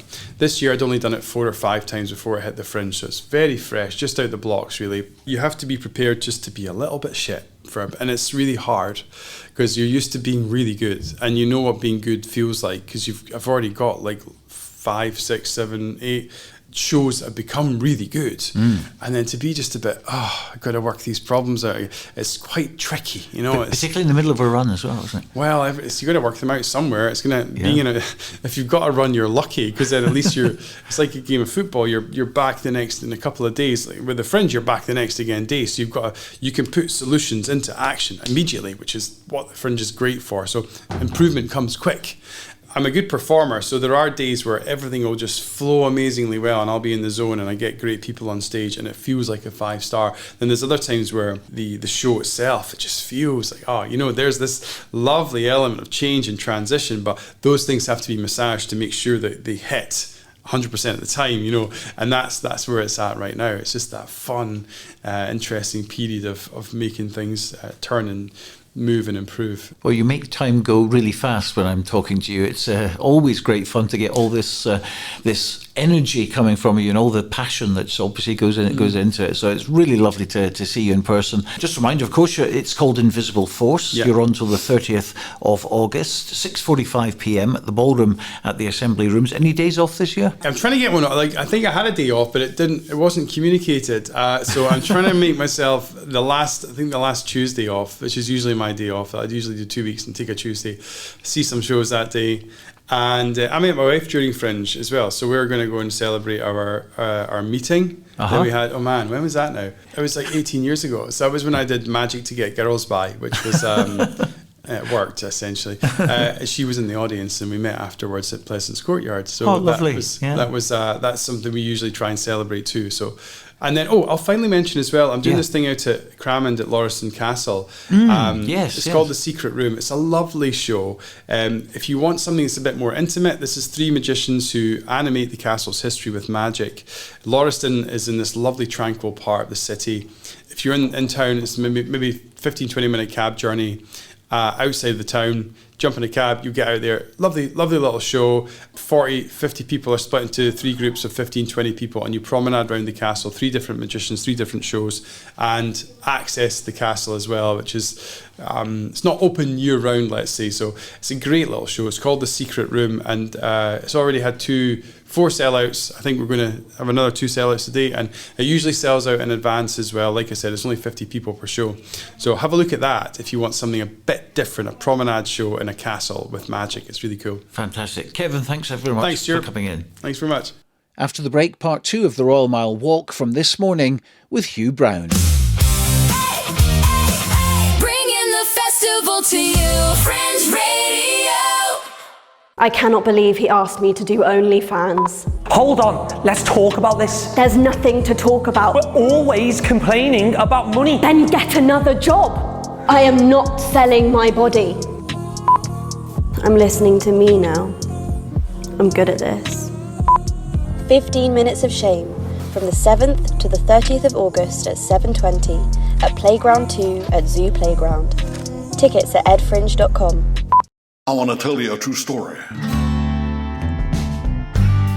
Many years ago, a humble young musical comedian was approached by some radio producers and asked if he might contribute one of his comical voices to a new segment for their network's most popular show. For many years, this young man delighted in answering questions from people all over the world and bringing a little simple joy to his troubled land, while all the time, nobody knew who he really was. But now his story can finally be told. Mitch Ben is Asking Elvis, coming soon to a theater near you. Thank you very much.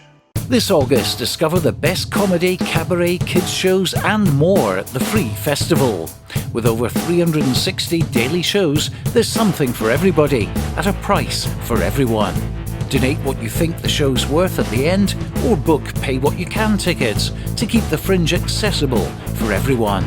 The Free Festival, the real spirit of the Edinburgh Fringe. Full programme at freefestival.co.uk. One story, two people. Amanda Crowley and Thomas Duncan. One lawyer, one mass murderer. The case is lost. She wants it anyways. Not to win, but to understand how monsters are made. Glimpse behind the societal masks, as with Monster Made, an intense character study, a captivating, psychological, intimate play is coming to the Fringe at Paradise in the Vault. Only the one who can change his mind can actually change something. Monster Made runs from August 24th to August 30th. Book your seats today at edfringe.com. Florence Nightingale, you've heard of her, but have you heard of Betsy Cadwallader, the globe-trotting, fearless, feisty Welshwoman who defied Miss Nightingale to become one of the first frontline war nurses at the age of 65? Her Story Theatre Company from Newport, South Wales brings Betsy to Edinburgh Festival Fringe, a heartwarming, funny and inventive two-woman play that restores a forgotten Welsh working-class heroine to her rightful place in history. Catch it at the Space at Surgeons Hall, 24th to 29th of August at 1:45 p.m. Suitable for children over 12. Tickets available from the Space box office. Bringing the festival to you, Fringe Radio. Well, it's Sunday on the Royal Mile. I'm Hugh Brown. With me now is Mika from HR the Musical. Nice to speak to you, Mika. Nice to speak to you, Hugh. So tell me about it. So HR the Musical is indeed a hit sketch comedy. We've had multiple 5-star reviews and toured Australia and New Zealand. It is based on real-life, crowd-sourced work stories for anyone who has ever had a job or a boss. There is something in there for you. Well, that makes it almost all of us then, but it doesn't sound like the obvious idea for a musical, or does it? Well, you'd be surprised. We all know what the ridiculous nature of the workplace is. We've all endured those awful emails, those meetings that probably could have been a quick chat in the corridor. So we've turned all of these ridiculous situations into a range of songs and sketches. So we have a Latin plain chant about the nature of passive-aggressive emails. We have a rap battle between a human and an AI. We have a song about diversity shared by the white CEO, male of course, and lots of other fun times in between. So who wrote the show then, Mika?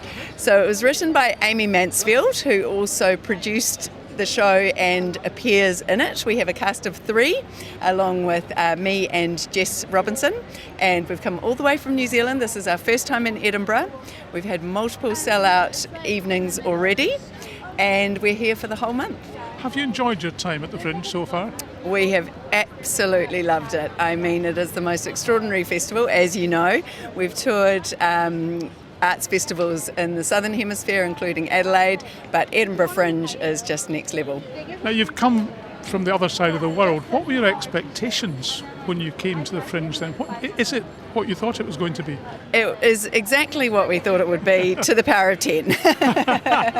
But, you know, it's absolutely mobbed. You can see it today on the Royal Mile. Yeah, we can. I mean, it's just amazing, and people from all over the world, not only tourists, but people who are here just for this event, and everybody partaking in these amazing, like you say, more than 4,000 opportunities to engage. I mean, if you can't find something here that tickles your fancy, then you're not looking hard enough. It's on at the Gilded Balloon Patter House from till the 31st of August at 6:30 every night. Good luck with the rest of the run, Mika. Thank you so much. Thank you, Hugh. I'm Miles. I'm from the show Mythos Ragnarok. So the show's about Norse mythology meeting Viking wrestling. So it's taking the myths of the Norse gods, and when they fight, and they do a lot, the whole cast is pro wrestlers. So the fighting is almost like extreme physical theatre. And it's a story of Odin and Loki's ascension to godhood. Now, you look like a Norse god. I tell you, the way that you are. It's Fringe Radio, they can't see you, you know, and you're dressed like a Norse god. So are you one of them in the show? Yes, I play Thor in the show. With the hammer? I have a big hammer, yes. It's a hard life. So we can see this at the Assembly Rooms in the Music Hall until the 29th of August, 9:25 every night. That is right, 9:25 every night. We're nearly about halfway through. Tickets are going really well, but it'd be lovely to see you all there. Why should people come and see your show then? It really is, and you're going to hear this at the Fringe, one of the most unique shows in the world, just to be able to find the cast that can wrestle, that can act and do comedy and tragedy. It's a roller coaster of a ride. You're going to be laughing and hopefully crying, and you will see how much pain we are in at the end as well. Very physical then. God, yes. Do you think you'll survive the run? I've done it a few times before, and I'm actually feeling the best I've ever felt for this run. Even though I'm taking more bumps and more slams, I think this run, the cast, we're all at a really, really slick professional level now. The show's going as smooth as it's ever gone. And yeah, I think this is our best run yet. Good luck, Thor. Thank you very much. Thor! Well, I've now bumped into a chap called Ben, and an interesting idea and title for a show, Pigeon Syndrome. Yes, so it's inspired by a true story, which isn't necessarily for the best. It's about failed relationship and how pigeons can help save the day. So if you like pigeons, you'll love the show. If you hate pigeons, you'll love it even more. We haven't started yet. No, we got up yesterday evening, and our first performance is tomorrow at 12:10. So we're all very excited. We've been doing the festival circuit this year at all of the amateur dramatic shows, and we've been winning loads of those. Our company has done a few plays this year. It's our first kind of year doing Edinburgh, so we're all very excited, trying to drag the cast up, kicking and screaming, but they're here now, so they can't get away with it. Have you written many plays? Because you're still a young chap. Yeah, I've done a few mostly short plays at the moment. I'm working on a few longer plays, but yes, very exciting. I'm in a very privileged position insofar as I can write now and adapt, and I have time to work on my plays, which is really nice. Whereas if I started writing at a later age, I might not have had that time to do it. So I'm very fortunate that I'm 27 and I'm sort of here at the Fringe, trying to just, as everyone is, have a bit of fun really. And you know, if anything comes from it, then all the better. But we're here to have fun mostly. Yeah. Well, you start tomorrow and you're on for the week till the 22nd, 12:10. It's a 40-minute show. The space at Symposium Hall. We wish you well. I'm sure you won't need my good wishes because you'll probably sell out. Thank you very much. Well, I very much hope so. And if you do come, then there's a chance you might get a free pigeon keyring at the end as well. And make sure to look out for our origami flyers too. Origami flyers as well. Yes, I've got one of those. And there's a gentleman behind me wearing a pigeon head. Yes, he is one of the fabulous actors. He's too shy to fly, but we came up with a good compromise, I think. Ben, thank you for talking to me. Thank you very much. Have a lovely day. Thank you. Bumped into Portia now and flying for a show called On the Record. So Alistair Clark, he's worked in a record store in Liverpool for 10 years. He's quit that to pursue comedy full time. Has a bit of a crisis about it, but it's working out well because he's getting 5 stars this year. That's a big change. It's a huge change, yeah, but it's what he's always wanted, to put his heart and soul into stand-up. Packed out crowds, great reviews, so yeah, really proud of him. Actually, I've just noticed on the flyer, it's a 5-star review from Fringe Radio, from us. Oh, fantastic. Oh, there you go, it's got to be good. So what can the people expect then from Alistair? What kind of comedy is it? It's stand-up comedy, observational comedy, very moving comedy. It's got a real heart at the core of it, and also a little bit silly. Slow Progress Records on Blackfriars Street, every day at 1:30, and there's some more shows. I think it's Wednesday and Thursday at Voodoo Rooms in the evening. Jack, War, Love and Bubbly. What a title. It's brilliant, yeah. It's my friend Lexi, and she's performing a series of songs about how her grandparents met in World War II, but in the form of Michael Bublé. Still haven't met you yet, as they say. Exactly, just haven't met you yet. Exactly, and they're feeling good, believe me. How did she come up with this concept for, sort of putting it with Michael Bublé songs? I can actually get her. She's right over there if you'd like to let's explain. have a wee word with her. Lexi, and you're actually doing the show. I am. I was talking to Jack there, and I was asking him, how did you come up with the idea of setting it to Michael Bublé songs? So, very interesting. Michael Bublé, in about 2021, I saw him, and it was the first person I ever saw in concert. And then for a school project, we had to make like an artifact piece, and I decided I wanted to make a musical.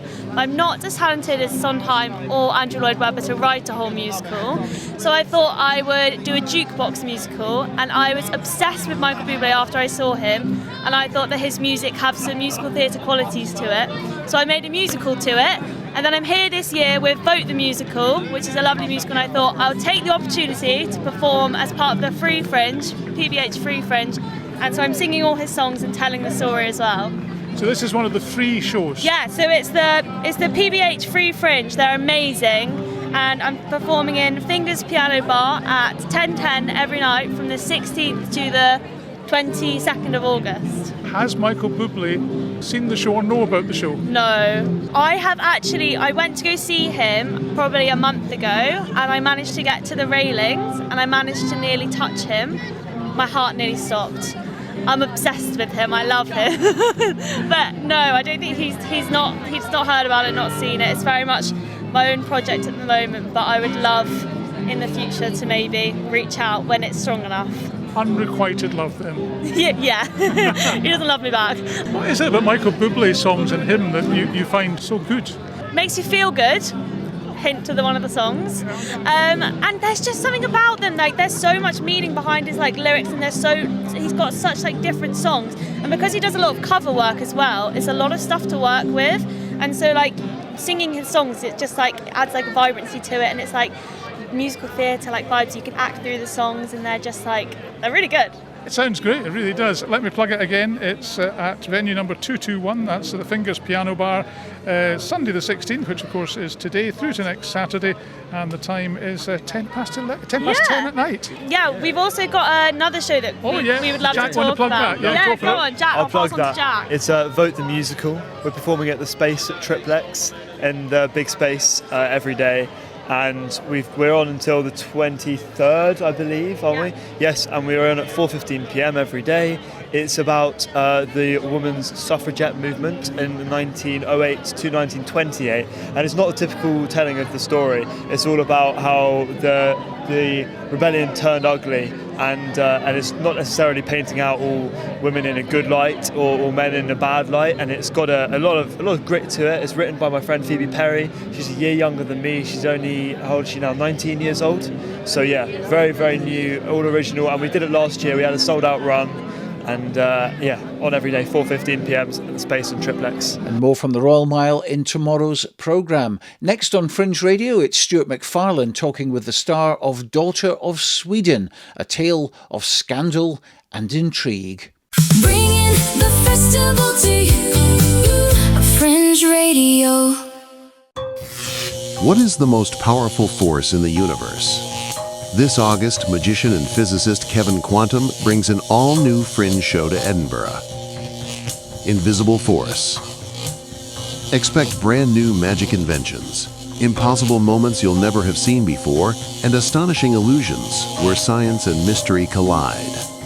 Electricity crackles, reality bends, and you'll leave questioning what's actually possible. Funny, surprising, and unlike anything else at the Fringe.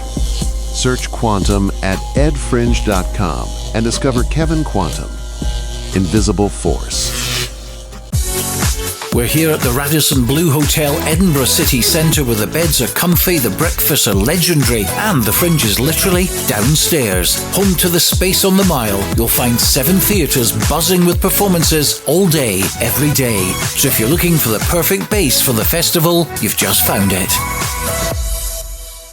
Florence Nightingale, you've heard of her, but have you heard of Betsy Cadwallader? The globe-trotting, fearless, feisty Welshwoman who defied Miss Nightingale to become one of the first frontline war nurses at the age of 65. Her Story Theatre Company from Newport, South Wales brings Betsy to Edinburgh Festival Fringe, a heartwarming, funny and inventive 2-woman play that restores a forgotten Welsh working-class heroine to her rightful place in history. Catch it at the Space at Surgeons Hall, 24th to 29th of August at 1:45pm. Suitable for children over 12. Tickets available from the Space box office. Print it, copy it at the copyandprintshop.com. Your printing is made easy at the Copy and Print Shop. We specialise in rapid printing services, leaflets, posters, brochures, banners, business cards and more. Collect your order at our Glasgow print shop or have it delivered wherever you are. Find out more at thecopyandprintshop.com. Print it, copy it at the copyandprintshop.com.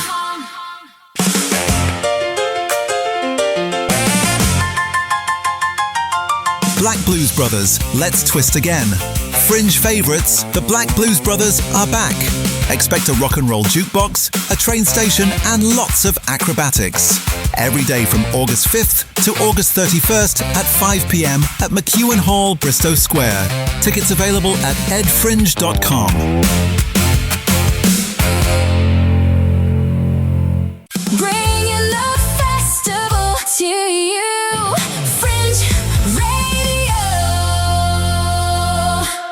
Cecilia, welcome to Fringe Radio. Now, tell me a little bit more about Cecilia Vasa. When did she first come to your conscience? I love talking about this. The first time I came across Cecilia Vasa was when I was doing a children's show about pirates in a castle in Sweden. And the guy responsible for like tourists and the touring part, he was like, do you have anything about the Swedish pirate in this play? And we were all like, what? We had pirates in Sweden? And he was like, yeah, the princess. And it was like, what? We have a princess pirate? Oh my God. And he told us that her name was Cecilia. And of course, being an actor, and obviously a narcissist just by being an actor, I was like, oh my God, we share names. That's insane. And it made me really curious. And he told me about what's called the Vadstena Thunder, which is the biggest sex scandal, one of the biggest sex scandals in Swedish royal history. And that Cecilia Vasa caused this by when she was 19, she had this guy climb in through her window night after night at a castle in the small Swedish village of Vadstena. And the guards caught him. And it became a huge scandal, and she fell from being the most beautiful, richest princess in Europe, very famous for that, to becoming all of Europe's harlots instead. Well, he told me about this, and I was like, this sounds amazing. I have to write a show about her. But I was also like, it will probably show that it's not this cool. Like, I mean, usually it's like the story sounds better than it actually is. And also I was like, how am I supposed to find information about her? There's so little. There's like footnotes and stuff. But I started to read, and I got my hands on a couple of books, and I realized we have the Royal Library in Sweden where everything that's ever been printed is, and you can find anything in all of the letters that the siblings, she and her siblings, wrote to each other. And as she was the daughter of Sweden's founding father, Gustav Vasa, there's like all of the letters are stored there. So I found a lot of information, and it was so much worse or better than I could ever have imagined. I mean, this that I've told you now is seriously just the beginning. And I started writing, and the first script, it was at least 5 hours long. And I was like, this I have to. I had really tried to not include everything, but it's just her life is insane. It's like, how have we not heard about this extraordinary woman who became a pirate? She became best friends with Elizabeth I before she got thrown out of England for partying too hard, reinvented herself, as I said, as a pirate, created this, or was the cause of the sex scandal, was exiled from Sweden, lived all over Europe, was best friends with like the Pope and the Bishop, and but also scandalized and persecuted by Catholics in Germany. Yeah, I could go on forever. Well, one question I was going to ask you was there a particular point in the 5 years that you spent researching her story that you thought to yourself, now, this is definitely more than a footnote. She is living up to this reputation I've heard about. There's so much here. I must do something with it. Can you recollect a letter or some information you discovered, and that suddenly turned what you thought might be a project into a certain project? There were like several moments. There were one moment was when I discovered in a letter that she wrote to her brother, who became Swedish King Eric XIV.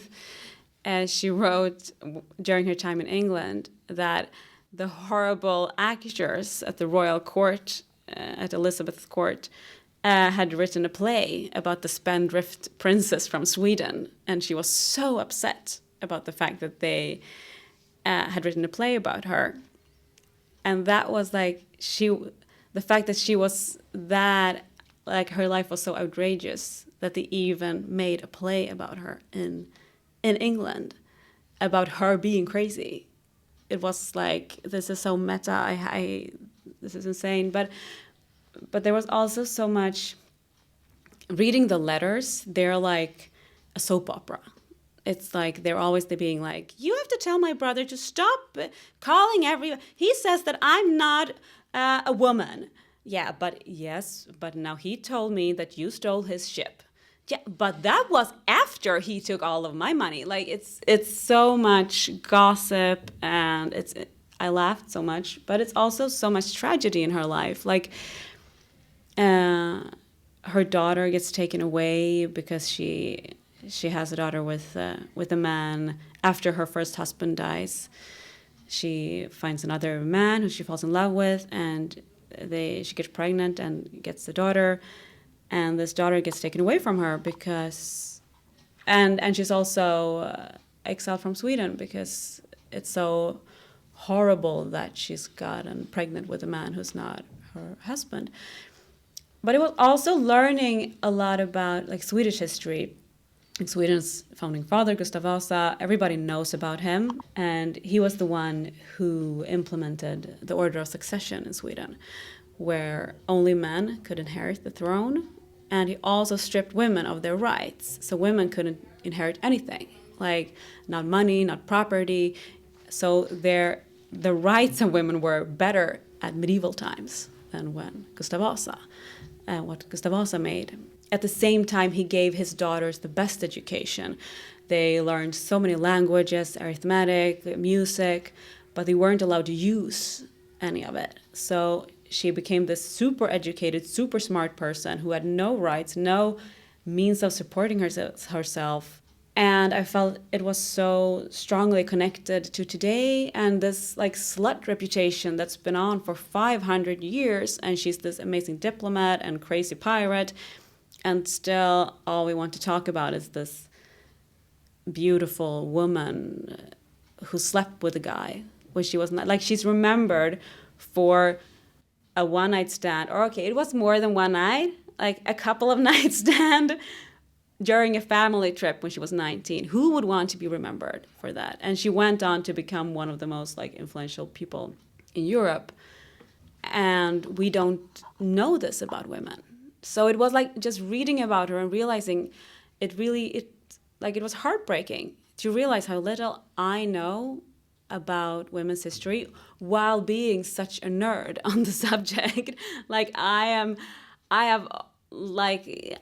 such a nerd about these things. I know, I read everything, and I didn't know about this And it was heartbreaking to be like, I don't know my own history. And she had 7 kids, and she was just such a loving mother. And still she's so blamed for all of her faults. And I could see that in my mother and in my friends who have become mothers, that they're all carrying this huge, like the world on their shoulders, and they're so blamed for everything that's wrong, which I don't, like in my experience, it's not the same for their husbands or for my male friends who are fathers. They can still have a lot of like trouble, but they're not blamed, and they don't feel the blame in the same way. And that was like that kind of female guilt transcending history. And it felt like women have that like through history. And that was fascinating. And I wanted to explore it and see like, can I find this? This story is so much about the Madonna whore complex. We want to categorize women into either good or bad, beautiful or ugly, smart or stupid, and we're everything. I mean, we're both smart and stupid. We're horrible and wonderful. We're egoistic and caring and stupid and all of that. And we must be allowed to, because we can't, like, you have to be a full human being. And I felt like I really, really wanted to try to capture this amazing person as the human being she was, with all of those layers, making the audience be like, what is she actually doing? Like, how can she do that? That's horrible. And also feel for her, and also feel like get inspired by her. Because what she does is like she just keeps standing up. She goes through these horrible times, and she just keeps going. She stands up and she's like, okay, I'm persecuted in my estates in Baden. We had to flee for our lives. I'll just become a pirate. I'll support my family. My husband's not doing it. I'm not allowed to inherit anything. I'll change the taxes so we'll get more money. Okay, that's illegal. So I'll start smuggling weapons. Like, she just sort of finds a way, and people hate her and some people love her. And it's so inspiring. And she's really the ultimate Renaissance woman. Yeah. I would say the way you're talking about her, they're given that experience, and maybe some slightly questionable nocturnal activities over 2 nights at 19 has maybe shaped an awful lot of the perception people have towards her. One, I was going to ask you to bring it then to Edinburgh. Now, tell us where the show's, where you're performing, and the venue. It's called Daughter of Sweden. So we're performing at the Space, Surgeons Hall, Theatre 1. I'm really happy to share her story with the UK, and I hope that it will lead to a tour. I would love to tour with her in all of Europe, 10:10 a.m. So it's an early show, but hopefully that means that it's not a lot other stuff going on. So get up, get those 4 hours of sleep from the bar. You can come still being drunk, I don't know. You know, what would Cecilia Vasa do? She would just be there, and I don't judge. Come as you are, and we'll have a great time. Cecilia, thank you very much for coming into the studio to tell us more. It's been intriguing, been really interesting. Thank you. Thank you so much, Stuart. Well, what a tale that was, and as we can't possibly follow that, we'll end the show right there. Thanks very much, as always, for the pleasure of your company. Don't forget, we're on here every day, right to the 31st of August, bringing the festival to you. We'll be back on Fringe Radio again tomorrow, but for now, from me, Stuart Cameron, and the team, bye for now.